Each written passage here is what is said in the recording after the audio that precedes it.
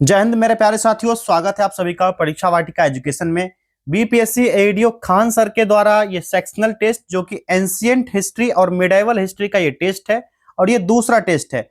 साथियों, अगर आपको इसका पीडीएफ चाहिए तो परीक्षा वाटिका टेलीग्राम चैनल मैं यहाँ लिख देता हूँ और इसका लिंक भी डाल दूंगा। परीक्षा वाटिका ये टेलीग्राम चैनल का नाम है और इसका लिंक आपको इसी वीडियो के कमेंट बॉक्स में और डिस्क्रिप्शन में भी मिल जाएगा। अगर आपको इसका पीडीएफ व्हाट्सएप पर चाहिए तो ये नंबर दिया गया है 8676934039। इस नंबर पर भी व्हाट्सएप करके इसका पीडीएफ आप लिख सकते हो। चलिए टेस्ट को स्टार्ट करेंगे। फटाफट सारे लोग सेशन को लाइक कर लीजिए, चैनल को सब्सक्राइब करके बेल आइकन को प्रेस कर लीजिए ताकि नए वीडियो टेस्ट का नोटिफिकेशन सबसे पहले आपको मिल पाएगा। पहला प्रश्न है हमारा, उत्खनित प्रमाणों के अनुसार भारतीय उपमहाद्वीप में पशुपालन का प्रारंभ किस काल में हुआ था?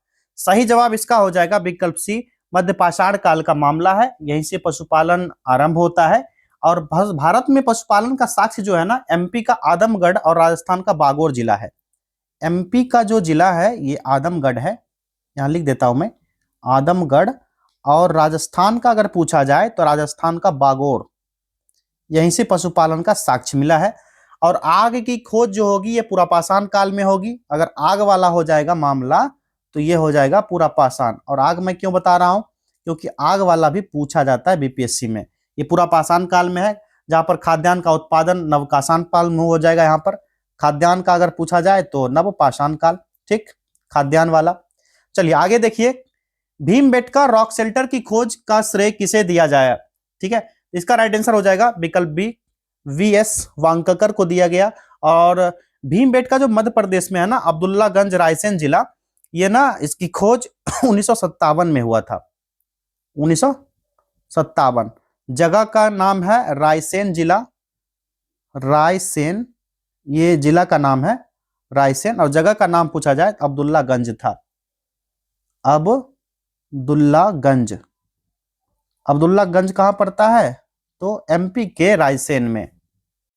चलिए आगे देखिए, सिंधु घाटी सभ्यता के किस स्थल से जुते हुए खेत का प्रमाण मिला? आसान सा जवाब इसका हो जाएगा विकल्प बी वाला, कालीबंगा से मिलता है। राजस्थान का घग्घर नदी है, उसी के किनारे स्थित है कालीबंगा। कौन सा? घग्घर नदी, ठीक है। जैसे पढ़ते हो ना काली, कंघी से शॉर्ट फॉर्म बनाते हैं ना कंघा, तो कालीबंगा घग्घर नदी, ठीक है। चलिए आगे देखते हैं। इसके बारे में अगर और भी जानकारी लेना होगा तो धौलावीरा ये गुजरात का है। कहां पर? गुजरात। धौलावीरा ये जगपति जोशी जो थे इन्होंने इसका खोज किया था। जगपति जोशी इनका नाम था, इन्होंने ही धौलावीरा जगह का खोज किया था। और धौलावीरा से ही स्टेडियम का प्रमाण मिलता है। किस चीज का? स्टेडियम का प्रमाण धौलावीरा से ही मिलता है।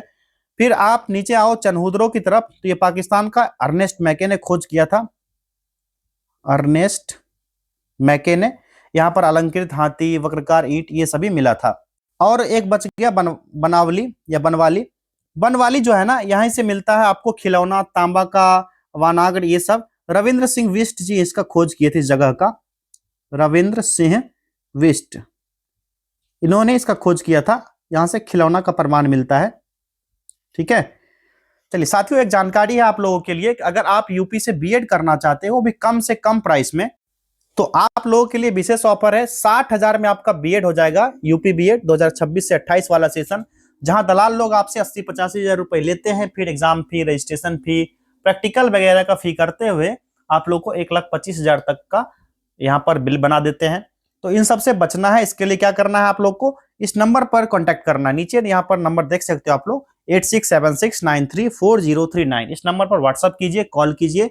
और सबसे इंपॉर्टेंट कि 10 फरवरी से इसका एंट्रेंस एग्जाम का फॉर्म भी फिल होना स्टार्ट हो गया है। इसका फॉर्म फिल करके जल्द से जल्द हमसे कांटेक्ट कीजिए। सीटें लिमिट होती है, फिर दलाल लोग सीट परचेज कर लेते हैं और यही दलाल आपको 60,000 वाला सीट फिर 1-1 लाख में देंगे। तो पहले ही सीट आप लोग बुक कर लीजिए। यूनिवर्सिटी के नाम की बात करें तो भीमराव अंबेडकर यूनिवर्सिटी आगरा है, यहाँ से आपका एडमिशन होगा और ये गवर्नमेंट यूनिवर्सिटी है। दूसरा यूनिवर्सिटी जो मेरठ से करना चाहते हैं, चौधरी चरण सिंह यूनिवर्सिटी है, ये मेरठ में। और दोनों यूनिवर्सिटी के बारे में पूर्ण पता कर लीजिए आप लोग, दलाल लोग आपको यूनिवर्सिटी नहीं बताएंगे। यहाँ पर कोई दलाली वाली बात नहीं है, इसलिए यूनिवर्सिटी का नाम आपको यहाँ पर खुलेआम बताया जा रहा है, वो भी पब्लिकली यूट्यूब जैसे प्लेटफॉर्म पर।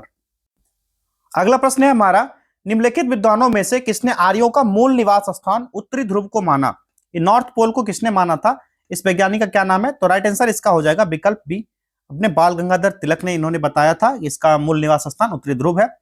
फिर मैक्स मूलर ने एक जगह बताया था कि ये मध्य एशिया को, ठीक, इसने मध्य एशिया को आर्य का निवास स्थान बताया था, मध्य एशिया लिख लीजिए। दयानंद सरस्वती की बात करें तो इन्होंने तिब्बत का मूल निवासी बताया, किसको? आर्य को। ठीक है, ये सारा चीज आप लोग को ध्यान रखना है। आगे देखिए, ऋग्वैदिक कालीन नदियों के प्राचीन और आधुनिक नामों के संबंध में निम्नलिखित में से कौन सा सही सुमेलित नहीं है? नहीं को कोड करना है यहां पर, बताइए। एक तरफ जो दिया गया हमारा प्राचीन नाम है, दूसरे तरफ आधुनिक नाम यहां पर दिए गए हैं, इसको देखिए यहां पर कौन सा सुमेलित नहीं होगा। सदा नीरा जो है यहां पर किसका? गंडक का ही नाम है, तो ये तो सही दिया गया भैया। अस्किनी चिनाब का, शतुद्री सतलज का। बिपाशा जो होगा ना, ये बिपाशा यहां पर गलत दिया गया है। बिपाशा जो ब्यास नदी का है, झेलम का नहीं होगा। किस नदी का होगा?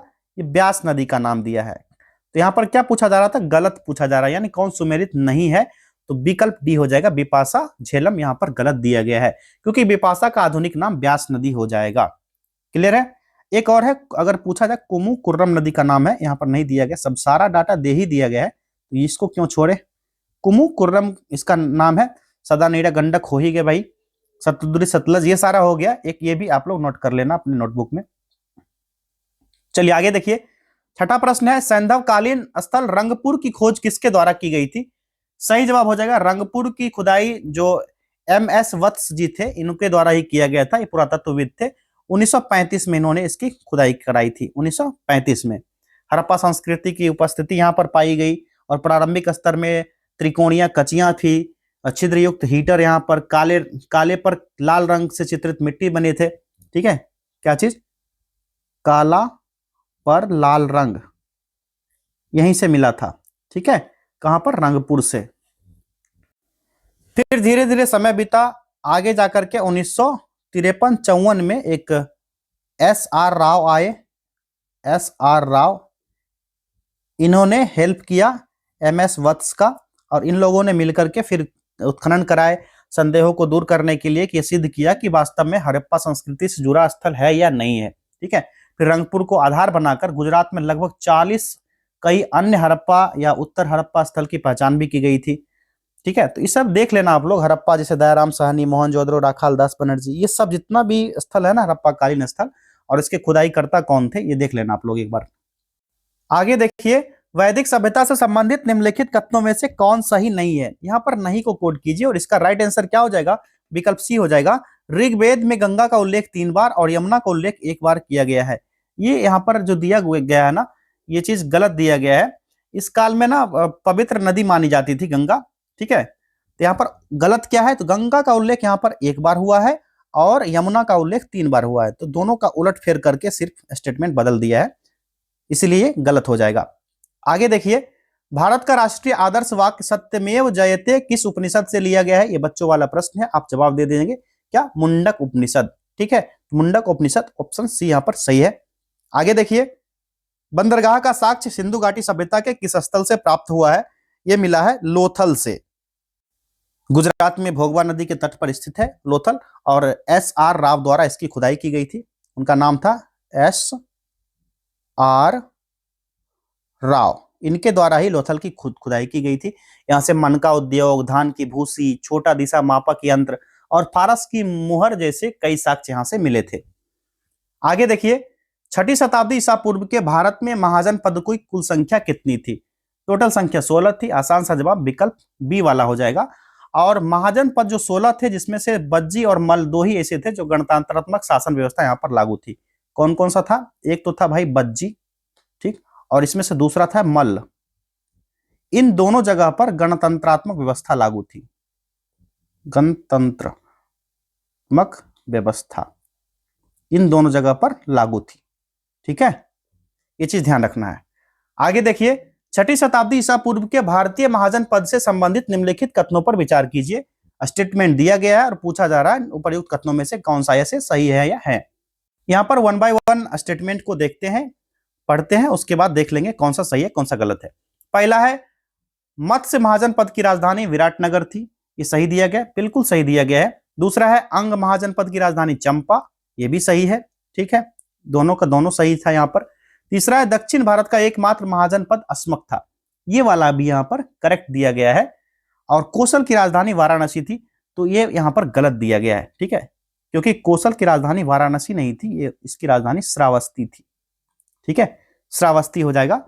और काशी की राजधानी, जो काशी था ना, इसकी राजधानी वाराणसी होगा। काशी जो महाजनपद था, इसकी राजधानी वाराणसी हुआ करता था। तो यहाँ पर 1 2 3 सही है, और यहाँ पर पूछा जा रहा है कौन सा सही है, देख लेते हैं। 1 2 और 3, विकल्प सी यहाँ पर करेक्ट आंसर हो गया। अगला प्रश्न है हमारा, मगध साम्राज्य के शासक बिंबिसार से संबंधित निम्नलिखित कथनों पर विचार कीजिए। 3 स्टेटमेंट है, कौन सा ऐसे सही है पूछा जा रहा है। करेक्ट ऑप्शन यहाँ बताना है, 1 बाय 1 देखिए। पहला यहाँ पर क्या दिया गया है, हर्यक वंश का प्रथम शक्तिशाली शासक बिंबिसार था, ये वाला क्या है, बिल्कुल सही दिया गया है स्टेटमेंट। और इस वंश का पहला शक्तिशाली शासक था, और जैन धर्म में इसको श्रेणिक उपनाम दिया गया था। बिंबिसार को ना श्रेणिक कहा जाता था, कहां पर, तो जैन धर्म में। ये क्लियर है। बिंबिसार का नाम कुणिक था, ये वाला सही है, गलत है। तो बिंबिसार का नाम कुणिक नहीं था, कुणिक जो नाम था ना अजात शत्रु का था, अजात शत्रु का नाम कुणिक था, ठीक है, कुणिक जो है ना अजात शत्रु का नाम था। तो भैया ये वाला गलत हो गया। तीसरा है, इसने लगभग 52 वर्ष तक मगध पर शासन किया, ये बिल्कुल सही दिया गया है। 52 वर्ष यानी कि 544 ईसा पूर्व से लेकर के इसका शासनकाल 412 ईसा पूर्व तक रहा था, ये टोटल 52 वर्ष का समय अंतराल है। तो पहला और तीसरा सही है, दूसरा गलत था। पहला और तीसरा ऑप्शन सी यहां पर करेक्ट हो जाएगा। आगे देखिए, कालाशोक निम्नलिखित में से किस वंश का शासक था। राइट आंसर हो जाएगा इसका शिशुनाग वंश, दूसरा, ठीक है। और शिशुनाग वंश का संस्थापक शिशुनाग का पुत्र था, ठीक है। नंद वंश से संबंधित निम्नलिखित कथनों पर विचार कीजिए। 4 स्टेटमेंट, कौन सा ऐसे सही है या है, यहाँ पर क्या करेक्ट पूछा जा रहा है। तो देख लेते हैं 1 बाय 1 कौन सा यहाँ पर सही होगा। पहला स्टेटमेंट पढ़िए, इस वंश की स्थापना महापद्मनंद ने की, तो बिल्कुल सही है। शिशुनाग वंश का पतन होता है, फिर नंद वंश का साम्राज्य यहीं से स्थापित होता है, महापद्मनंद इसको स्थापना करता है, पहला यहाँ पर सही हो जाएगा।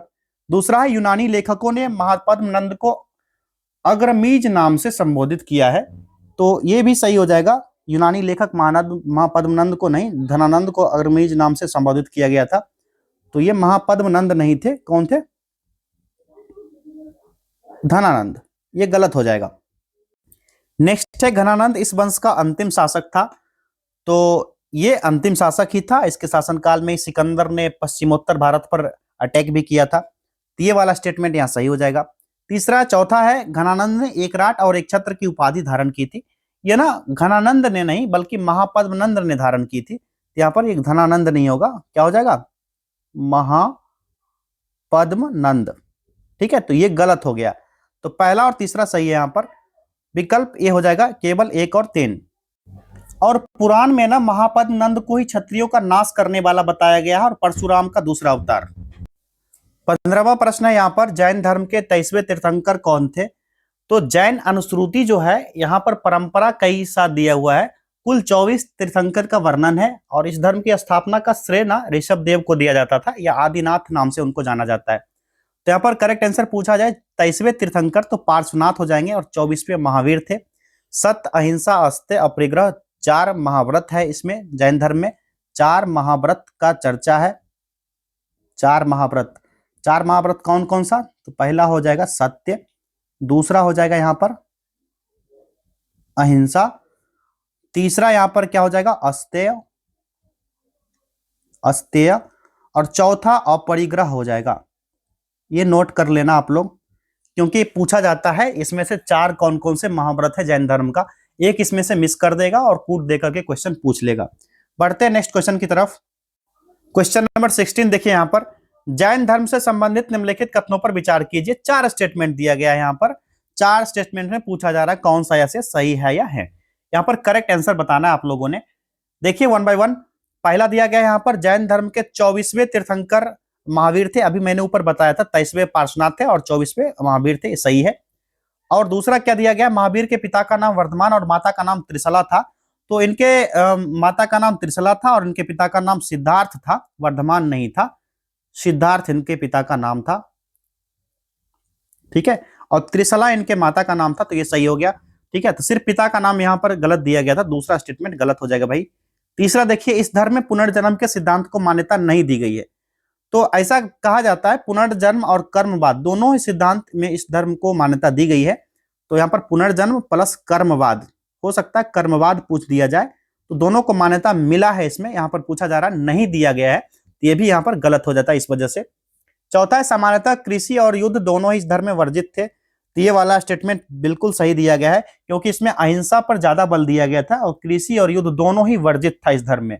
और इस धर्म के अनुयायी जो थे ना, व्यापारी वाणिज्य पर ज्यादा बल देते थे। तो क्या चीज, बिजनेस, यानी कि लिख लीजिएगा यहाँ पर व्यापार, व्यापार पर ज्यादा इसमें बल था। तो पहला और चौथा यहाँ पर करेक्ट हो जाएगा, बाकी दूसरा तीसरा गलत था। क्यों गलत था ये भी मैंने क्लियर कर दिया आप लोग को। तो पहला और चौथा हो जाएगा विकल्प डी। आगे देखिए, प्रथम जैन संगीति का आयोजन कहां किया गया था? यह हुआ था पाटलिपुत्र, विकल्प बी यहां पर सही है। और यहीं पर इसी संगीति के दौरान ना जैन धर्म दो भाग में बट गया था, श्वेतांबर और दिगंबर। कौन सा? पहला तो भाई श्वेतांबर और दूसरा दिगंबर, दो भाग में जैन धर्म बटता है, श्वेतांबर और दिगंबर में। फिर दूसरा जैन संगीति का आयोजन देवर्धि क्षमा श्रवण की अध्यक्षता में हुआ था, कहां पर? गुजरात में।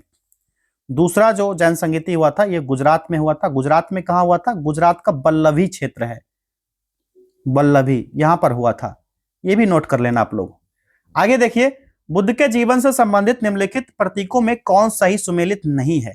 इसमें से कौन सा इनकरेक्ट होगा ये पूछा जा रहा है। ये हो जाएगा निर्वाण जो है पद चिन्ह से संबंधित है।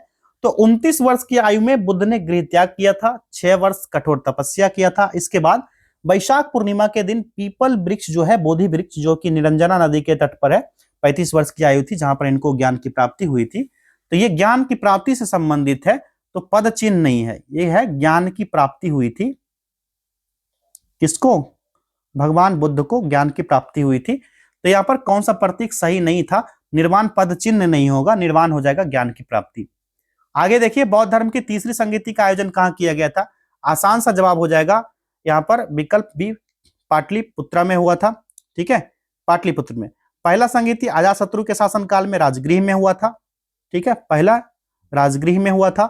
दूसरा हुआ था काल अशोक के शासन में वैशाली में, और तीसरा हुआ था पाटलिपुत्र में। और चौथा आयोजन जो हुआ था ये कुंडलवन में हुआ था। इस समय कुंडलवन में जब हुआ था तो कनिष्क का शासन हुआ करता था।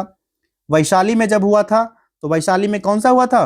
तो भाई ये दूसरा बौद्ध संगीति हुआ था, कालाशोक का शासनकाल था, कालाशोक का शासनकाल था। तीसरा जब हुआ था पाटलिपुत्र में। ठीक है, तो इस समय कौन था? अशोक, सम्राट अशोक शासक था। और पहला जब राजगृह में हुआ था इसका, तो अजातशत्रु उस समय शासन में था, अजातशत्रु। ये सारा फैक्ट आपको नोट कर लेना है। चलिए आगे बढ़े। 20वां प्रश्न देखिए, बौद्ध धर्म के त्रिपिटकों से संबंधित निम्नलिखित कथनों पर विचार कीजिए। 3 स्टेटमेंट, कौन सा ऐसे सही है या है? सही पूछा जा रहा है, करेक्ट। 1 बाय 1 देखते हैं, उसके बाद देखिए कौन सा सही होगा कौन सा गलत। पहला यहाँ पर स्टेटमेंट क्या दिया गया? सुत्त पिटक की रचना आनंद ने की थी, बिल्कुल सही है। विनय पिटक की रचना मौग्लिपुत्र तिस्य ने किया था। तो विनय पिटक जो है ना, इसकी रचना उपाली के द्वारा किया गया था, गलत दिया गया। किसने किया था? उपाली, उपाली ने किया भैया, गलत हो गया। अभिधम्म पिटक की रचना उपाली ने किया, ये गलत दे दिया गया फिर से। तो अभिधम्म पिटक चाहता था ना, इसकी रचना मौग्लिपुत्र तिस्य ने किया था, ये गलत है। इसकी रचना मौग्लिपुत्र तिस्य इसके द्वारा किया गया था, तो ये भी गलत हो गया। तो सिर्फ और सिर्फ यहां पर सही पूछा जा रहा है, तो केवल एक सही था, केवल एक, विकल्प ए राइट आंसर हो जाएगा इसका। चलिए अब आगे देखते हैं नेक्स्ट क्वेश्चन। बुद्ध ने निम्नलिखित में से किस स्थान पर सर्वाधिक वर्षा ऋतु वास तथा सर्वाधिक उपदेश दिया था? तो इसका सही जवाब आप खोजिए, क्या हो जाएगा? विकल्प बी, श्रावस्ती में लगभग 24 वर्ष आवास किया था, जिसमें से 19 वर्ष जो था ना जेतवन था, एक जगह जेतवन यहां पर दिया था। फिर 6 वर्ष जो इन्होंने बिताया था पब्बाराम में, पब्बाराम ये बिहार में पड़ता है पब्बाराम। ठीक है, ये ध्यान रखना आप लोग को, क्लियर। और ये भी जेतवन विहार है, विहार मतलब घूमने वाला जगह विहार। आगे देखिए, किसके द्वारा लिखित ग्रंथ में चंद्रगुप्त मौर्य द्वारा राज सिंहासन प्राप्त करने का उल्लेख किया गया है? राइट आंसर इसका हो जाएगा विशाख दत्त का एक मुद्रा राक्षस नाटक है। नाटक का नाम क्या है? मुद्रा राक्षस। इसी में बताया गया है, क्लियर है, राज सिंहासन प्राप्त करने के उद्देश्य के बारे में। और इसी पुस्तक में ना चंद्रगुप्त मौर्य को विरसल या कुलहीन कहा गया था। ठीक है, क्या कहा था? कुलहीन, कुलहीन, कुलहीन होगा यहाँ पर, वंशहीन हो जाएगा, कु वाली मात्रा होगी, कुलहीन, या फिर वृषल, वृषल। ठीक है, किसको? चंद्रगुप्त मौर्य को कहा था विशाख दत्त ने मुद्रा राक्षस नाटक में। ये चीज आप लोग ध्यान रखना। आगे देखिए, यूनानी लेखकों के द्वारा किस मौर्य शासक को अमित्र घात की संज्ञा दी गई? अमित्र घात की संज्ञा दी गई थी बिंदुसार को, अभी मैंने ऊपर भी बताया था। ठीक है, और बिंदुसार जो था मगध के सिंहासन पर आसीन हुआ था चंद्रगुप्त मौर्य की मृत्यु के बाद। यूनानी लेखक के द्वारा बिंदुसार को अमित्रा केडीज की संज्ञा दी गई, जिसका संस्कृत रूपांतरण है क्या? अमित्र घात, और हिंदी में इसका अर्थ होता है शत्रुओं का नाश करने वाला। चलिए आगे देखिए, किस ग्रंथ में यह उल्लेख मिलता है कि अशोक कश्मीर में श्रीनगर का संस्थापक था? तो इसका सही जवाब हो जाएगा, ये राजतरंगिणी का है। और राजतरंगिणी किसके द्वारा लिखा गया है? तो बता दीजिए आप लोग। कल्हण के द्वारा रचित है राजतरंगिणी, जिसमें अशोक ने कश्मीर में श्रीनगर और नेपाल में देवी पाटन जो ललित पतन है, इसमें 2 नगर की स्थापना करता है। बौद्ध परंपरा के अनुसार अशोक ने 84,000 स्तूप बनवाया, आजीपक के लिए गुफा का निर्माण करवाया। ये सभी फैक्ट आपको ध्यान रखना है। 25वां प्रश्न देखिए, अशोक ने किस शिलालेख में कलिंग विजय का वर्णन मिलता है? अशोक का ये शिलालेख था 13वां शिलालेख, विकल्प डी होगा, वर्तमान ओडिशा के दक्षिणी भाग में है ये। कलिंग के विरुद्ध अभियान का नेतृत्व किया था अशोक ने, जब इसका राज्याभिषेक हुआ था 8वें वर्ष में, यानी कि 261 ईसा पूर्व में, 261 ईसा पूर्व में। और यहाँ पर 13वां शिलालेख और अशोक का जो दूसरा शिलालेख था, इन दोनों में ना मिलता है, जानकारी मिलता है किस चीज का? संगम राज्य के बारे में। अशोक का इसी दोनों अभिलेख से संगम राज्य के बारे में विशेष जानकारी मिलता है। ठीक है, और अशोक का 12वां शिलालेख जो था पूर्ण रूप से धार्मिक सहिष्णुता के प्रति था। ठीक है, 12वें के बारे में पूछा जाए। और यहाँ पर जितना भी शिलालेख दिया ना अशोक का, सब एक बार पढ़ लेना आप लोग। सूची 1 को सूची 2 से सुमेलित करना है। एक तरफ अशोक का शिलालेख, दूसरा तरफ प्राप्ति स्थल दिया गया, इसको मिलान करना है। उसके बाद कूट की सहायता से सही विकल्प का चयन करके उत्तर देना है। यहाँ पर चलिए 1 बाय 1 इसको मिलान करते हैं। गिरनार जो है, गिरनार ये गुजरात का हो जाएगा। ठीक है, गिरनार, और गिर राष्ट्रीय उद्यान भी जो है गुजरात में ही है। गुजरा हो जाएगा मध्य प्रदेश का, गुजरा मध्य प्रदेश। भ्रावू हो जाएगा राजस्थान का। ठीक, और गोवी मठ जो है, ये गोवी मठ और ब्रह्मगिरी पूछा जाए तो कर्नाटक। अगर ब्रह्मगिरी भी पूछा जाएगा ना तो ये कर्नाटक का हो जाएगा। ठीक है, ये ध्यान रखना। फिर कई सारा अभिलेख ऐसा था, शहबाजगढ़ी और मानसोहरा अभिलेख जो पाकिस्तान में है, ये पूछा जाता है। धौली और जौगढ़ ये उड़ीसा का है। कालसी अभिलेख उत्तराखंड का। सोपारा हो जाएगा महाराष्ट्र का। फिर एक और पूछा जाता है एग्जाम में, मास्की और उदयगोलम जो कर्नाटक का है। और एक है एर्रागुडी और राजू मंडलगिरी जो आंध्र प्रदेश का है। और सबसे इंपॉर्टेंट अहरौरा अभिलेख जो है, अहरौरा शिलालेख जो है, ये उत्तर प्रदेश में पड़ता है।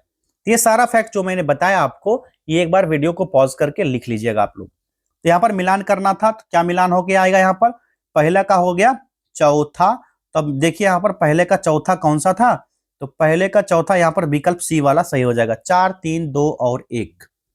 चलिए आगे बढ़ा जाए। 27वां प्रश्न देखिए, अशोक कालीन प्रांत एवं उसकी राजधानी के संबंध में निम्नलिखित कथनों पर विचार कीजिए। यहाँ पर दिया गया, पूछा जा रहा है दिए गए युग में से कौन सा सही सुमेलित है, इनमें से कौन करेक्ट होगा, ये पूछा जा रहा है। पहला देखिए, उत्तरापथ, इसकी राजधानी कहां पर? तो इसकी राजधानी तक्षशिला थी। तो भैया पाटलिपुत्र दिया गया है, ये गलत है। इसकी राजधानी कहां थी? तक्षशिला। तो पहला गलत। ठीक, गलत हो गया ना पहला। दूसरा देखिए, दक्षिणापथ स्वर्णगिरी, ये सही दिया गया है। तीसरा है अवंती, उज्जैनी, कलिंग, तोसली, ये सारे के सारे यहाँ पर सही दिए गए।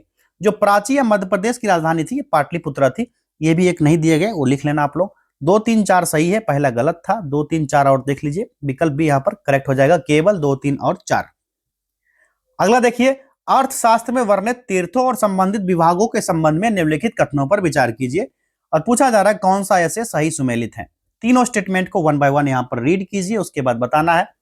पहला देखिए, समाहर्ता राजकीय कोषाध्यक्ष, ये क्या है? तो ये मिलान किया हुआ सही सुमेलित है भाई, ये वाला सही सुमेलित नहीं है।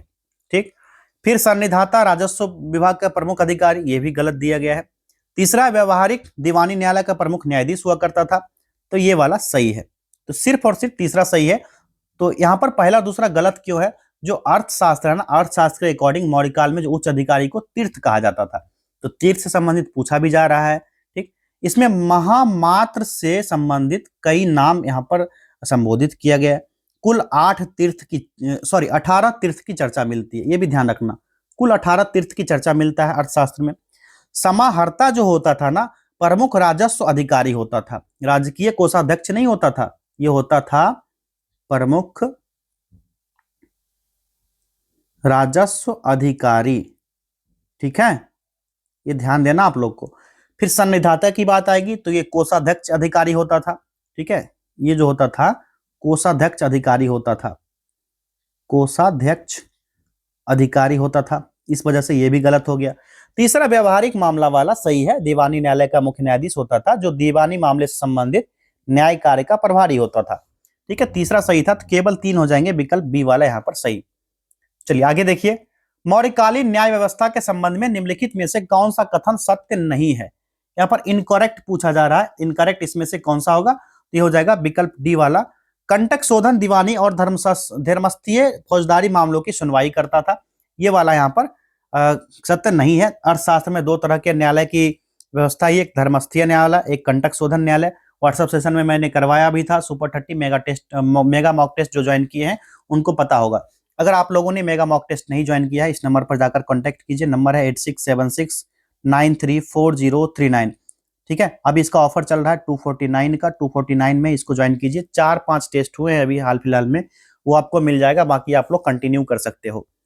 आगे देखिए, मौर्यकालीन शब्द सेतु बंध का संबंध निम्नलिखित में से किस क्षेत्र से था।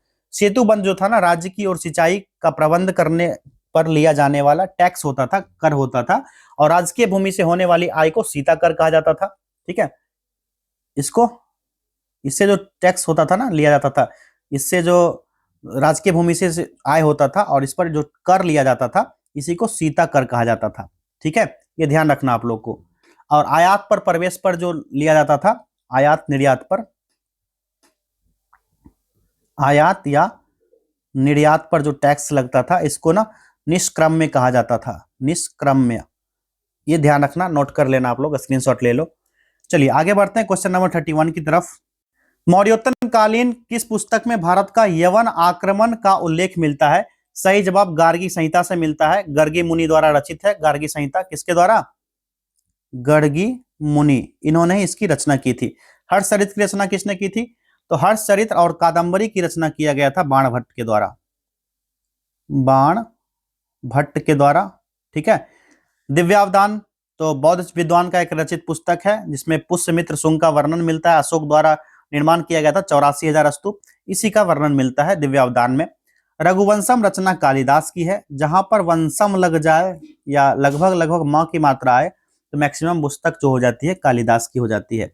और ये चंद्रगुप्त सेकंड जो थे, इसके दरबार में नवरत्न में से एक गिने जाते थे, कौन, कालिदास। अगला देखिए, कनिष्क के बारे में निम्नलिखित में से कौन सा कथन सत्य नहीं है, इनकरेक्ट पूछा जा रहा है। यहाँ पर इनकरेक्ट जो हो जाएगा विकल्प डी वाला हो जाएगा। इसने भारत में सर्वप्रथम व्यापक पैमाने पर सोने के सिक्के चलाए, ये वाला स्टेटमेंट गलत हो जाएगा। सर्वप्रथम सोने के सिक्के चलाने का श्रेय विम कडफिसेस को दिया जाता है। क्या नाम है उसका, विम कडफिसेस, इसी ने चलाया था सबसे पहले। और विम कडफिसेस कुषाण वंश का सबसे शक्तिशाली शासक था। कौन सा लगता है आपको, ये एक विदेशी नाम है, लेकिन ये कुषाण वंश का शासक था। आगे देखिए, सूची 1 को सूची 2 से सुमेलित करना है। पहले सूची में मौर्योत्तर कालीन साहित्य और उसके रचनाकार दिए गए, दूसरे सूची में इसको मिलान करना है 1 बाय 1। उसके बाद कूट की सहायता से सही विकल्प का चयन करके उत्तर देना है। मिलान कीजिए, पहले सूची में कामसूत्र दिया गया है, कामसूत्र वात्स्यायन के द्वारा लिखा गया है, तो भाई इसको मिला लो तीसरे से। स्वप्न वासव दत्ता, ये भास का नाटक है एक, किसका, भास, ये हो जाएगा चौथा। ठीक है, भास हो जाएगा। महाभाष्य पाणिनि के ग्रामर पर एक जरूरी कमेंट्री है जो पतंजलि ने लिखा था। ठीक, और सौंदरानंद की बात कही जाए तो अश्वघोष द्वारा लिखी गई बौद्ध संस्कृत कविता है। ठीक है, सौंदरानंद क्या है, बौद्ध संस्कृत कविता, बौद्ध धर्म का संस्कृत कविता, किसका, बौद्ध धर्म का, ये ध्यान रखना है। तो मिलान करने के बाद क्या आ जाएगा, यहां पर देख लो, तो पहले का तीसरा है, तो देख लेते भाई, पहले का तीसरा ये वाला हो गया, 3 4 2 और 1 यहां पर करेक्ट हो जाएगा। चलिए क्वेश्चन नंबर 34 देखिए, गुप्तकालीन सोने के सिक्कों को क्या कहा जाता था। तो इसको ना दिनार कहा जाता था, विकल्प बी हो जाएगा। और चांदी के सिक्के रूपक और तांबे के सिक्के मसक कहा जाते थे। ठीक है, मसक तांबा का सिक्का होता था, ठीक, और ये रूपक जो होता था ये चांदी का सिक्का होता था, चांदी का। क्लियर है? आगे देखिए, और यहाँ ना एक चीज और जानकारी आप लोग ले लीजिए कि गुप्तकालीन स्वर्ण सिक्का का सबसे बड़ा ढेर मिला ना राजस्थान का जो बयाना क्षेत्र है, ठीक है, सोने का सिक्का जो राजस्थान का बयाना का क्षेत्र है, यहीं से सबसे ज्यादा मिला था गुप्तकालीन सिक्के, सोने के सिक्के। किस गुप्तकालीन शासक को उसके सिक्कों पर वीणा बजाते हुए दिखाया गया है? ये शासक जो समुद्रगुप्त था, एक शक्तिशाली शासक था, विकल्प सी वाला हो जाएगा। और सिक्कों पर वीणा बजाते हुए दिखाया गया था। चंद्रगुप्त फर्स्ट का उत्तराधिकारी था समुद्रगुप्त। फिर विंसेंट स्मिथ ने समुद्रगुप्त को भारत का नेपोलियन भी कहा था। किसने? विंसेंट स्मिथ, नाम यहां पर मैं लिख दूं, विंसेंट स्मिथ, ठीक है, इसी ने क्या कहा था इसको, इसी ने कहा था ये चीजें, ठीक है, ये ध्यान रखना आप लोग को। आगे देखिए नेक्स्ट क्वेश्चन, चंद्रगुप्त द्वितीय के संबंध में निम्नलिखित में से कौन सा कथन सत्य नहीं है? इनकरेक्ट है इसमें से, इनकरेक्ट देख लीजिए, यहां पर 4 स्टेटमेंट दिया गया, तो यहां पर देख लेते हैं कौन सा यहां पर इनकरेक्ट होगा और कौन सा करेक्ट होगा। दूसरा यहां पर दिख रहा है, इसके समय में ह्वेनसांग ने भारत पर भ्रमण किया तथा नालंदा विश्वविद्यालय में शिक्षा प्राप्त किया। ये वाला इनकरेक्ट हो जाएगा, क्योंकि पुष्यभूति वंश के शासक हर्षवर्धन के समय ह्वेनसांग भारत का भ्रमण किया था और चंद्रगुप्त द्वितीय के समय फाहियान भारत यात्रा किया था। ठीक है, तो यहाँ पर गलत हो जाएगा, चंद्रगुप्त द्वितीय नहीं होना चाहिए, चंद्रगुप्त द्वितीय के समय नहीं आया था, पुष्यभूति वंश का हर्षवर्धन के समय आया था। ठीक है, ह्वेनसांग, तो ये गलत था। आगे देखिए, मंदसौर अभिलेख, अभी मैंने सहगौरा और मंदसौर अभिलेख के बारे में ऊपर बताया था। मंदसौर अभिलेख किस गुप्त शासक के विषय में विस्तृत जानकारी प्राप्त होती है? उस समय गुप्त शासन में कौन था? तो कुमारगुप्त था। यहाँ पर कुमारगुप्त कौन सा हो जाएगा? विकल्प डी वाला हो जाएगा। ठीक, और इसमें ना अभिलेख प्रशस्ति के रूप में है, जिसको वत्स भट्टी ने इसकी रचना की थी, उसका नाम था वत्स भट्टी। किसका? मंदसौर अभिलेख के बारे में जानकारी दिया था। गुप्त काल में न्यायाधीश को क्या कहा जाता था? न्यायाधीश जो होते थे ना गुप्त काल में, इसको महादंडायक और सेनापति को महाबलाधिकृत कहा जाता था। तो ये वाला हो जाएगा महाबलाधिकृत, ये सेनापति होता था। ये क्लियर है? ये चीज ध्यान रखना आप लोग को।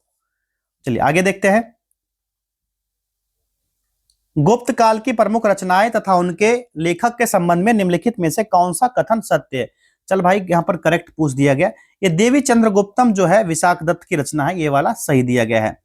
न्यायावतार जो है किसकी रचना है? आप लोग बताना जरा, ये सिद्ध सेन की रचना, ना कि विशाख दत्त का, सिद्ध सेन जी की रचना है। ऋतु संहार आप सभी को पता है, ऋतु संहार जो रचना है यह है कालिदास का, ना कि वराह मिहिर का, कालिदास की रचना है। और मुद्रा राक्षस के बारे में तो बहुत पहले से पढ़ते आ रहे हो, मुद्रा राक्षस और देवी चंद्रगुप्तम ये विशाख दत्त की रचना है। और सुपर 30 वाले बैच में ना ये सारा चीज मैंने लिखवा भी दिया है। आगे देखिए, हर्षवर्धन के संबंध में निम्नलिखित कथनों पर विचार कीजिए। 3 स्टेटमेंट दिया गया, कौन सा ये से सही है? ये है, बताइए इसमें से कौन सा सही होगा? तो विकल्प, चलिए 1 बाय 1 देखते हैं। पहला, हर्षवर्धन 606 ईस्वी में 16 वर्ष की आयु में थानेश्वर की गद्दी पर बैठा, ये वाला स्टेटमेंट सही है भाई, तो बिल्कुल सही दिया गया है यहाँ पर। क्लियर है? इसमें परम भट्टारक भी था, महाराजा धीराज और शकलोत्तर पथेश्वर, कई उपाधियां धारण किया था इसने, तो ये वाला स्टेटमेंट भी यहाँ पर सही हो जाएगा। अब दूसरा देख लेते हैं, फाहियान ने इसे शिलादित्य नाम से संबोधित किया था, ये वाला स्टेटमेंट यहाँ पर भाई गलत दिया गया है, शिलादित्य नाम से इसको फाहियान ने संबोधित नहीं किया था। और ह्वेनसांग ने ही हर्षवर्धन को शिलादित्य कहा था। किसने? फाहियान ने नहीं, ह्वेनसांग ने ही कहा था। किसने कहा था? ह्वेनसांग ने कहा था। इस वजह से दूसरा गलत हो गया, केवल 1 और 3 यहां पर करेक्ट हो जाएगा, विकल्प बी। चलिए अब नेक्स्ट क्वेश्चन देखेंगे। गीत गोविंद के लेखक जयदेव निम्नलिखित में से किस शासक के दरबार में रहते थे? इसका राइट आंसर हो जाएगा पहला, लक्ष्मण सेन के दरबार में रहते थे। और लक्ष्मण सेन वैष्णव धर्म का अनुयायी था और लक्ष्मण संवत का प्रचलन भी इसने किया था। फिर कश्मीर में दुर्लभ वर्धन नामक व्यक्ति कारकोट वंश की स्थापना करता है और इस वंश का सबसे प्रतापी राजा ललितादित्य मुक्तापीर होता है। ठीक है, किसका? दुर्लभ वंश का। आगे देखिए, मिहिर भोज किस वंश का महानतम शासक था? मिहिर भोज के बारे में पूछा जा रहा है। ये गुर्जर प्रतिहार वंश का शासक था। पहला विकल्प यहाँ पर सही हो गया। और इस वंश की स्थापना हरिश्चंद्र ने किया था। राजधानी कन्नौज को बनाया। किसने? हरिश्चंद्र ने किया था इसकी स्थापना, और कन्नौज इसकी राजधानी बनी थी। कहां बना था? कन्नौज को राजधानी बनाया इसने। आगे देखिए, मध्यकालीन भारत की पुस्तक ताज उल मासिर किसकी रचना है?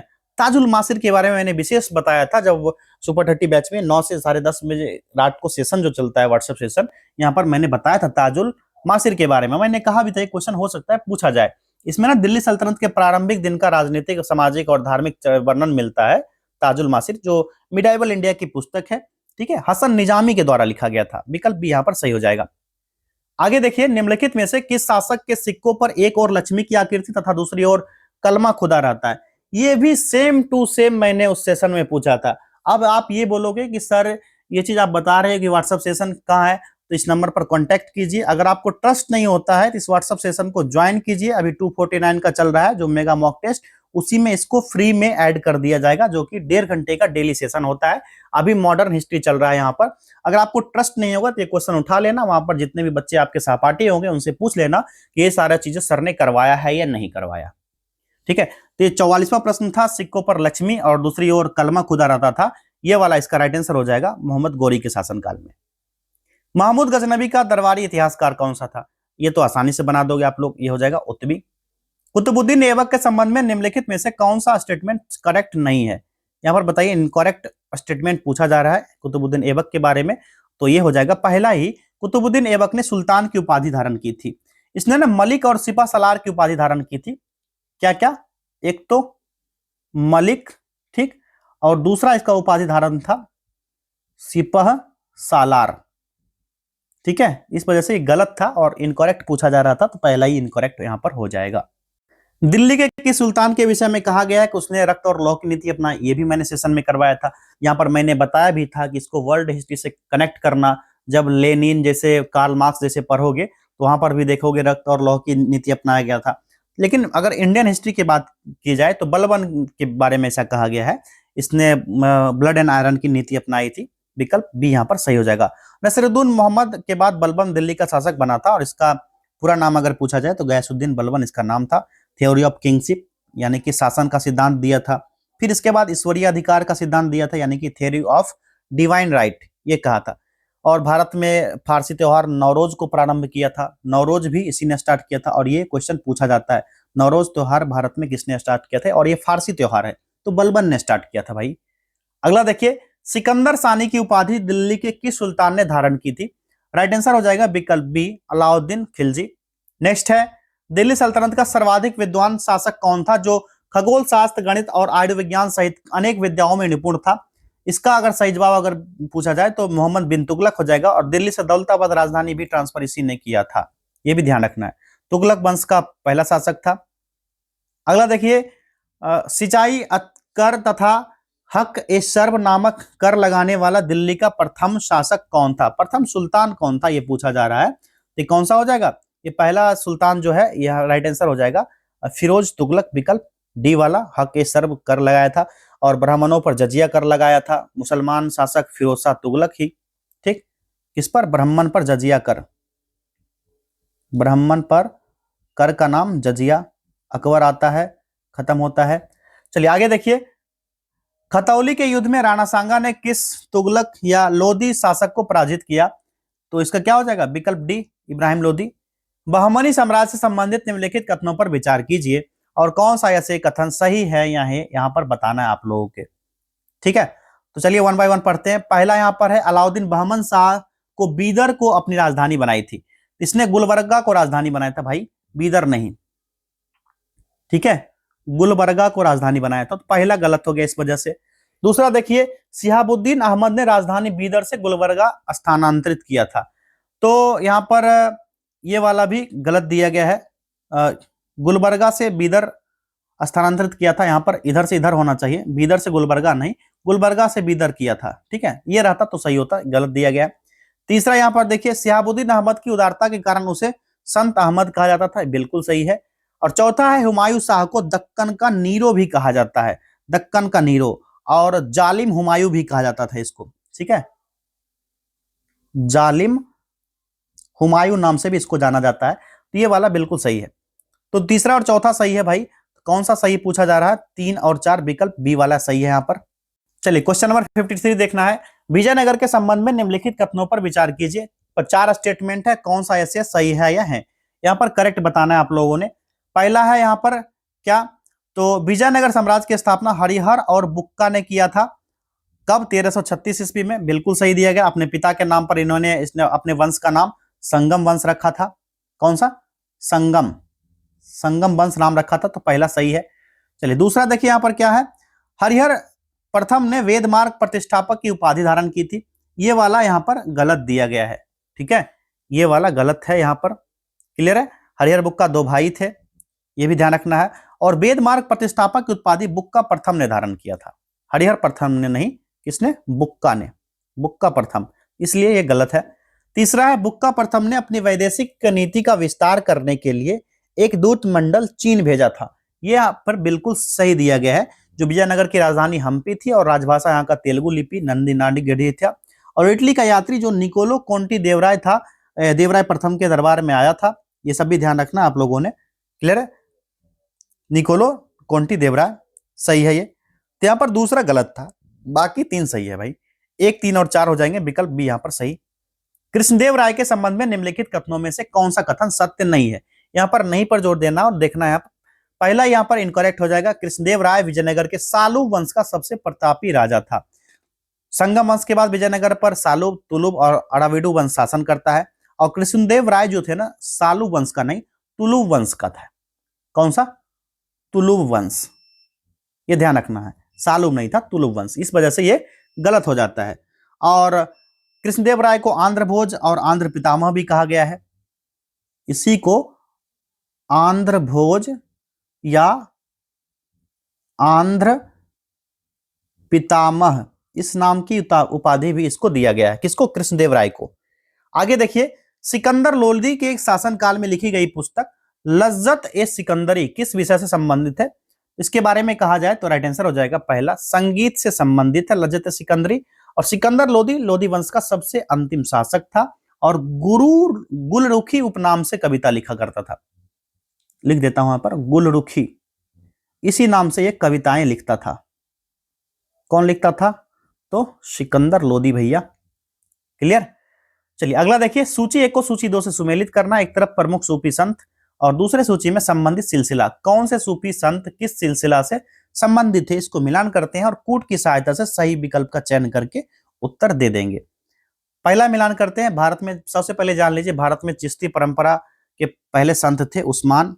इसके शिष्य फिर ख्वाजा मोइनुद्दीन चिश्ती बने, जो 1192 में मोहम्मद गोरी के साथ भारत आए थे और अजमेर को अपना सेंटर बनाया था। तो मिलान करते हैं यहाँ पर। मोइनुद्दीन चिश्ती जो थे, ये कौन से परंपरा के थे? तो चिश्ती परंपरा के हो जाएंगे यहाँ पर। ठीक है, कौन से? चिश्ती परंपरा के। फिर बहाउद्दीन जकारिया के बारे में कहा जा रहा है, जो कि दक्षिण एशिया के महान सूफी संत थे। उनका नाम शेख बहाउद्दीन जकारिया मुल्तानी था और सुहरावर्दी सिलसिला से संबंधित थे। ये सुहरावर्दी हो गया। शेख अहमद सरहिंदी के बारे में देखिए, तो ये ना इस्लामी विचारधारा में शुद्धता और सुधार के प्रतीक थे और इनका संबंध था नक्शबंदी सिलसिला से संबंधित थे। नक्शबंदी सिलसिला, और ये अकबर के समय के थे। अकबर द्वारा शुरू किया गया था। दीन इलाही विचारधारा और धार्मिक विदार जो अधिकार था, इसमें शामिल थे। ये कौन सा? दीन इलाही, अकबर के समय। तो ये नक्शबंदी सिलसिला हो गया। अगला देखिए, हजरत मोहम्मद गौस, तो ये ना सतारी सिलसिला से संबंधित थे, जो कि भारत में शाह अब्दुल सत्तार द्वारा की गई थी। और संगीत सम्राट जो तानसेन थे, इसके गुरु हजरत मोहम्मद गौस सत्तारी ही हुआ करते थे। तो ये सत्तारी सिलसिला से थे। तो ये वाला पर यहाँ पर देखिए बिल्कुल मिलान किया हुआ ही है ऑलरेडी। ABCD 1 2 3 4। चलिए ABCD और 1 2 3 4 भैया पहला ही यहाँ पर करेक्ट हो गया। चलिए आगे देखा जाए। अब नेक्स्ट देखिए, मध्यकालीन भक्ति संतों के संबंध में निम्नलिखित में से कौन सा कथन सत्य नहीं है? इनकरेक्ट हो जाएगा इसमें से कौन सा? तो विकल्प सी वाला देख लीजिए। साहित्य लहरी नामक पुस्तक तुलसीदास द्वारा लिखी गई थी। ये सूरसागर की रचना और साहित्य लहरी ये सूरदास द्वारा लिखा गया था। किसके द्वारा? सूरदास के द्वारा। एक तो हो गया साहित्य लहरी और दूसरे पुस्तक का नाम था सूरसागर। सूरसागर के बारे में कभी पूछ दिया जाए तो सूरदास हो जाएगा। इस वजह से ये गलत हो जाता है क्योंकि तुलसीदास का नाम दिया गया था।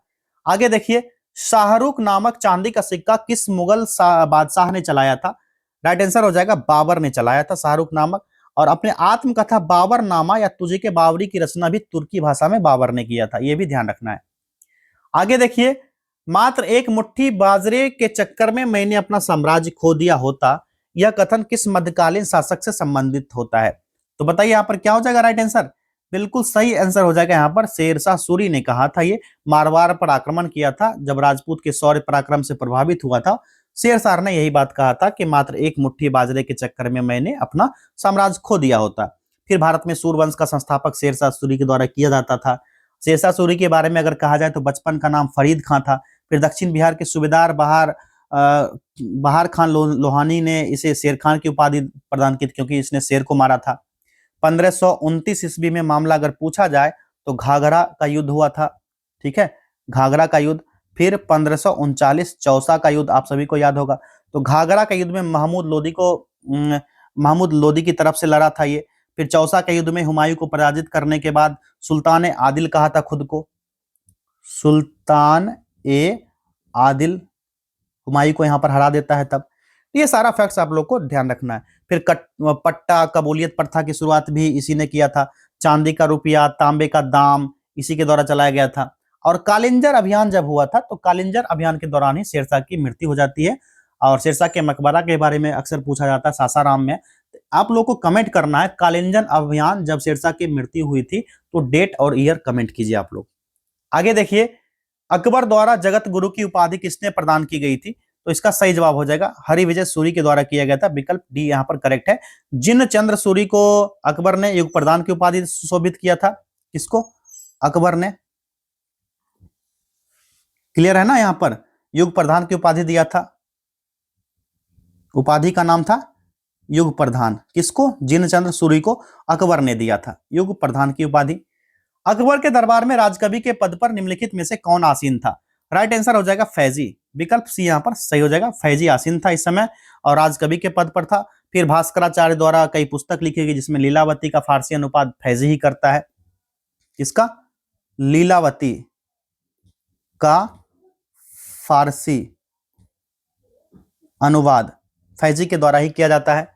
ये चीज ध्यान रखना आप सभी को, ठीक है। और ये लीलावती ना भास्कराचार्य के द्वारा लिखा गया था, भास्कराचार्य के द्वारा, लेकिन यहां पर फारसी अनुवाद किया था फैजी ने। अगला देखिए, निम्नलिखित विदेशी यात्रियों में से कौन जहांगीर के दरबार में नहीं आया था? तो यहां पर करेक्ट आंसर जो हो जाएगा विकल्प बी वाला हो जाएगा। एक चीज यहां पर देख लेना आप लोग, मुल्ला दो प्याजा के बारे में पढ़ लेना, बीपीएससी में पूछा गया था पिछले बार। यहां पर राइट आंसर क्या हो जाएगा? विकल्प बी जॉन बैप्टिस्ट टैवर्नियर हो जाएगा। चलिए आगे देखते हैं नेक्स्ट क्वेश्चन। क्वेश्चन नंबर 63 होगा ना। जहांगीर ने निम्नलिखित चित्रकारों में से किसे नादिर उज जमा की उपाधि प्रदान की थी? नादिर उज जमा की उपाधि जो मिला था यह दिया गया था अबुल हसन को। विकल्प यहां पर सही हो जाएगा। मंसूर की विशेषज्ञता पक्षी की चित्रकारी में निपुण था और अबुल हसन की विशेषज्ञता व्यक्ति चित्र बनाने में ज्यादा थी। आगे देखिए, शाहजहां के संबंध में निम्नलिखित में से कौन सा कथन सत्य नहीं है? इसमें से इनकरेक्ट पूछा जा रहा है। 4 विकल्प दिया गया है, 4 विकल्प में से एक गलत है, वो हो जाएगा विकल्प डी। प्रथम मुगल बादशाह शाहजहां था जिसका राज्याभिषेक 2 बार किया गया था, ये गलत है। ये बाबा ये नहीं था, ये व्यक्ति था, औरंगजेब था जिसका 2 बार राज्याभिषेक हुआ था। मुगल काल में सेना के सर्वोच्च अधिकारी को क्या कहा जाता था? बउआ वाला प्रश्न है, बउआ वाला जवाब विकल्प बी मीर बख्शी कहा जाता था। ठीक। शिवाजी ने 1665 में किस मुगल सेनापति के साथ पुरंदर की संधि पर हस्ताक्षर किया? राइट आंसर जयसिंह के साथ हुआ था।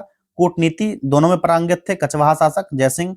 और 1665 की शुरुआत में जो था ना 1665, औरंगजेब ने शिवाजी की शक्ति का दमन करने के लिए राजा जयसिंह के नेतृत्व में एक विशाल मुगल सेना भेजी थी। और पुरंदर किला पर मुगल की सफलता और राजगढ़ की घेराबंदी जारी रखने के बावजूद फिर जून 1665 ईस्वी में शिवाजी के साथ पुरंदर की संधि करना पड़ा था। किसको? जयसिंह को। और शिवाजी का राज्याभिषेक होता है 1674 में। कहां पर होता है? रायगढ़ में। आगे देखिए, पानीपत का काबुली बाग मस्जिद का निर्माण किस मुगल बादशाह ने कराया था? तो ये हो जाएगा काबुली बाग मस्जिद जो संभल की जामा मस्जिद है, और मीर बाकी द्वारा अयोध्या की बाबरी मस्जिद और आगरा का राम बाग, ये सब मुगल बादशाह बाबर के द्वारा कराया गया था। विकल्प यहां पर सही हो जाएगा। आगे देखिए, सूची 1 प्रमुख पुस्तकें और दूसरे सूची में संबंधित लेखक दिए गए। पहले सूची में प्रमुख पुस्तक, दूसरे में संबंधित लेखक। अब मिलान करना है और सही विकल्प का चयन करके उत्तर दे देना है। मिलान करते हैं वन बाय वन। यहाँ पर पहला देखिए, यहाँ पर दिया गया नुस्खा नुस्खा ए दिलखुशा, तो ये भीमसेन की रचना है। ठीक। तुझके जहांगीरी, जहांगीर की, आसान सा। खुलासत तवारीख हो जाएगा, ये सुजान राय भंडारी का। और शाहजहां नामा इनायत खान। तो क्या हो जाएगा यहाँ पर करेक्ट? यहाँ पर करेक्ट आंसर हो जाएगा 4, 2, 1 और 3। पहला विकल्प यहाँ पर सही है। अगला देखिए, निम्नलिखित में से कौन सा कथन सत्य नहीं है, इनकरेक्ट है। इसमें से राइट आंसर हो जाएगा विकल्प डी, राम मोहन राय को राजा की उपाधि मोहम्मद शाह ने प्रदान की थी। ये वाला गलत दिया गया, अकबर द्वितीय ने दिया था। ठीक है, किसने दिया था? अकबर सेकंड ने। आगे देखिए, किस सिख गुरु की हत्या जहांगीर ने करवा दी थी फांसी? ये गुरु अर्जुन देव थे, जहां पर जहांगीर ने इनकी हत्या करा दी थी। अर्जुन देव जो थे ना, सिखों के 5वें गुरु थे। तो गुरु अर्जुन देव सिखों के 5वें गुरु। अद्वैतवाद दर्शन के प्रवर्तक, आसान सा जवाब शंकराचार्य, विकल्प सी। मुगल प्रशासन के दौरान जिले जनपद को किस नाम से जाना जाता था? यह भी बहुआ वाला प्रश्न है, विकल्प डी, सरकार के नाम से जाना जाता था इसको। गुलबदन बेगम किस मुगल बादशाह की पुत्री थी? तो गुलबदन बेगम के बारे में ऐसा माना जाता है ये बाबर की पुत्री थी और मुगल काल की अत्यंत शिक्षित और साहित्य प्रिय महिला में गिनी जाती थी। अगला देखिए, बिहार में मध्यवर्ती प्रस्तर युग के अवशेष की प्राप्ति निम्नलिखित में से किस स्थान से हुई है? राइट आंसर विकल्प सी, मुंगेर से मिला है, जो 10,000 से 6,000 ईसा पूर्व माना जाता है। ठीक है। बिहार से संबंधित निम्नलिखित में से किस आचार्य को बौद्ध धर्म का विश्वकोश माना जाता था? राइट आंसर हो जाएगा यहाँ पर विकल्प बी, दीपंकर श्री ज्ञान, जो नालंदा विश्वविद्यालय, विक्रमशिला विश्वविद्यालय, फिर उदंतपुरी विश्वविद्यालय के आचार्य रहे थे। नेक्स्ट है, चंद्रगुप्त मौर्य ने 6 लाख की सेना लेकर संपूर्ण भारत को रौंद डाला था। मगध शासक के संबंध में उपयुक्त कथन किसका है? यह स्टेटमेंट है प्लूटार्क का। आगे देखिए, राजगीर में दुर्ग और स्तूप की स्थापना मगध के किस शासक के द्वारा की गई थी? सही जवाब विकल्प बी, अजातशत्रु हो जाएगा। पाल काल में श्रीनगर भुक्ति नाम से किस क्षेत्र को जाना जाता था? करेक्ट आंसर इसका हो जाएगा पहला, यहां पर मगध।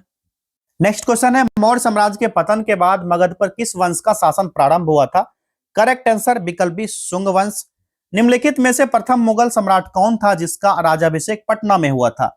यह था फर्रुखशियर, विकल्प बी वाला हो जाएगा। और इसके शासनकाल में ही बिहार का दिल्ली पर नियंत्रण समाप्त हो गया था। आगे देखिए, नालंदा विश्वविद्यालय की स्थापना किस काल में हुई थी? सही जवाब विकल्प सी, गुप्त काल में हुआ था, कुमार गुप्त ने करवाया था।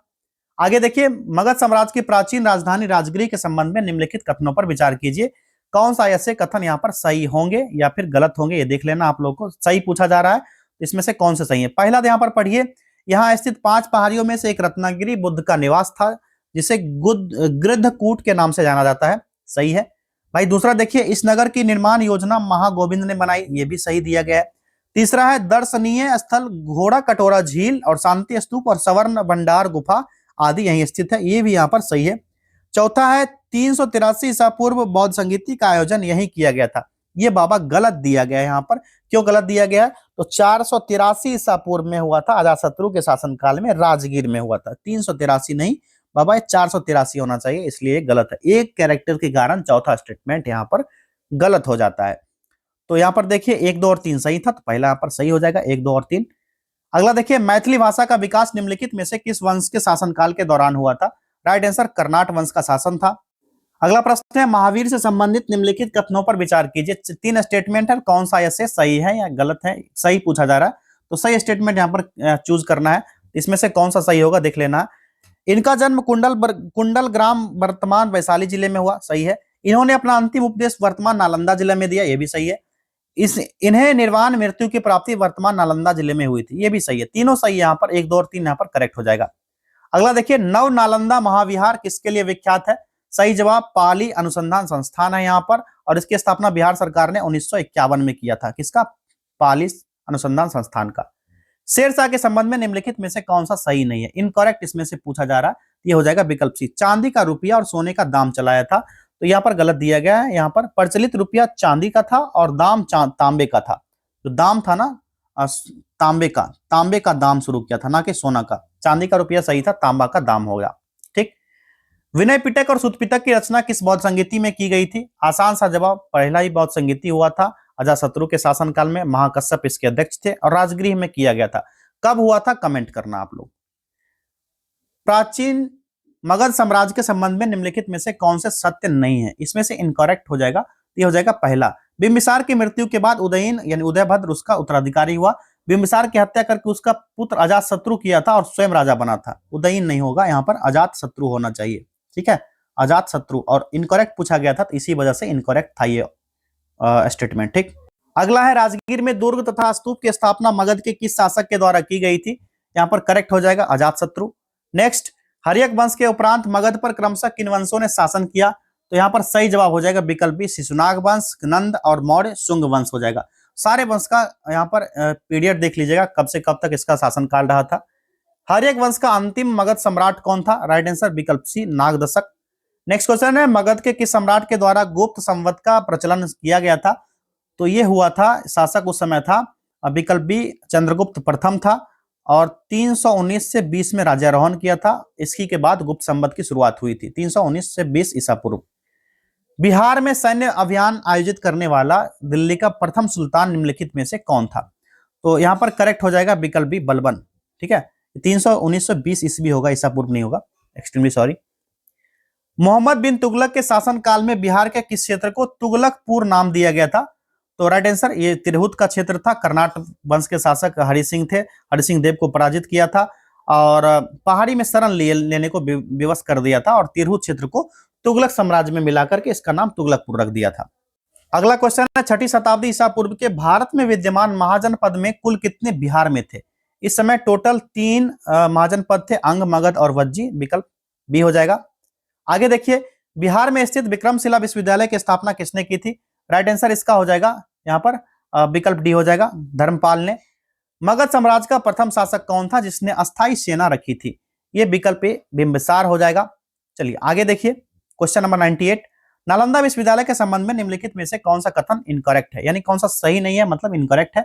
ये हो जाएगा, वर्ष 2006 में इसे यूनेस्को द्वारा वर्ल्ड हेरिटेज सेंटर में शामिल किया गया था। ये 2016 में शामिल किया गया था, ना कि 2006 में, 2016 में। इसी वजह से डी ऑप्शन गलत था। आगे देखिए, विश्व में सर्वप्रथम गणतंत्र की स्थापना कहां की गई थी? आप सभी को पता है, गणतंत्र सबसे पहले स्थापित हुआ था वैशाली में। आगे देखिए, और आखिरी प्रश्न है, तत्कालीन बिहार में स्थित प्राचीन महाजनपद अंग की राजधानी कहां थी? तो राइट आंसर हो जाएगा ये चंपा थी। साथियों, आप लोगों का कितना सही हुआ 100 में से? ये जो मॉडरेट टेस्ट पेपर था, कम से कम 72 प्लस है, सेफ जोन में हो आप। और इस तरह के और भी टेस्ट आएंगे इस चैनल पर, सब्सक्राइब कर लीजिए, बेल आइकन को जरूर प्रेस कर लीजिए। आज एडुटेरिया वाला जो न्यू टेस्ट स्टार्ट हुआ है, 20 mock test, full length test, वो भी आएगा इसी यूट्यूब चैनल पर, सब्सक्राइब करके रखिए। मिलते हैं अगले टेस्ट में, बहुत बहुत धन्यवाद।